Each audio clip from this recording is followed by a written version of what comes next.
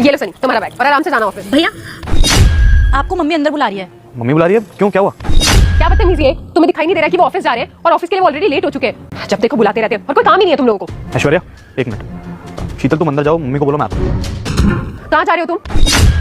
तुम्हें ऑफिस के लिए लेट नहीं हो रहा है और इनका क्या है, ये तो कुछ ना कुछ बोलती रहती है हर वक्त। तुम इन्हें छोड़ो, तुम ऑफिस जाओ। अरे ऐश्वर्या यार, मम्मी को कोई जरूरी बात करनी होगी तभी तो बुला रही है, नहीं तो जानती तो वो भी है कि मेरे ऑफिस का टाइम हो गया और मैं निकल चुका हूं घर से। एक बार जाके सुन लेता हूं ना, 2 मिनट लेंगे, क्या बोल रही है पता चल जाएगा। पक्का उन्हें पैसे चाहिए होंगे। अरे कभी तुम्हारी बहन को कुछ चाहिए होता है, कभी तुम्हारी माँ को कुछ चाहिए होता है। मैं ना परेशान हो चुकी हूँ इन लोगों से। तुम इनको छोड़ो और अपने ऑफिस जाओ, तुम्हें वैसे भी लेट हो रहा है। ऐश्वर्या तुम ऐसे बात करो प्लीज, मेरी माँ है वो, उनको कोई जरूरत होगी तभी बुला रही है, मैं अपने आप देख लूंगा, हटो आगे से। मम्मी भैया आ रहे हैं। माँ क्या हुआ, आपने बुलाया, वो कुछ इंपॉर्टेंट है क्या? एक्चुअली मैं ऑफिस के लिए लेट हो रहा था। हाँ बेटा वो मम्मी जी आप कैसी माँ है, आपको पता नहीं है ये ऑफिस के लिए लेट हो रहे हैं और आप इन्हें पीछे से आवाज देके बुलवा रही है। अरे कैसी मनहूस माँ है, आपको ये सब करते हुए शर्म नहीं आती है?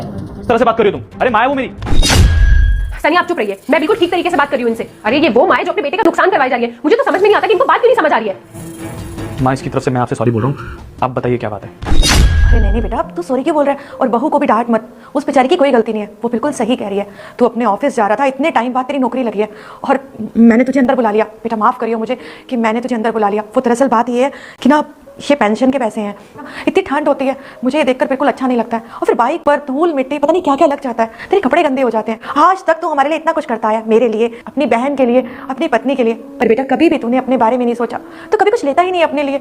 इसीलिए मैंने सोचा कि ये पेंशन के पैसे किस काम आएंगे, मैं तुझे दे देती हूँ, तू अपने लिए गाड़ी खरीद लेगा। अरे मेरा बेटा भी तो राजा महाराजा की तरह जाए ना गाड़ी में बैठ के, तो मुझे बहुत खुशी मिलेगी बेटा। बस यही बात थी, इसीलिए बस मैंने तुझे टोका था। बेटा ले पैसे, पर मुझे पता है तू ना बहुत ढीठ है, अपने पैसों से गाड़ी नहीं खरीदेगा बेटा, इसीलिए मैंने सोचा कि मैं तुझे ना ये पेंशन के पैसे दे देती हूँ, तो इनसे तो गाड़ी खरीद लेगा ना। ले।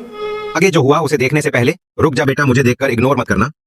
इस बार जो भी एग्जाम में पास होना चाहता है मैं उसे पास कर दूंगा, लेकिन तुम्हें भी मेरा एक काम करना होगा।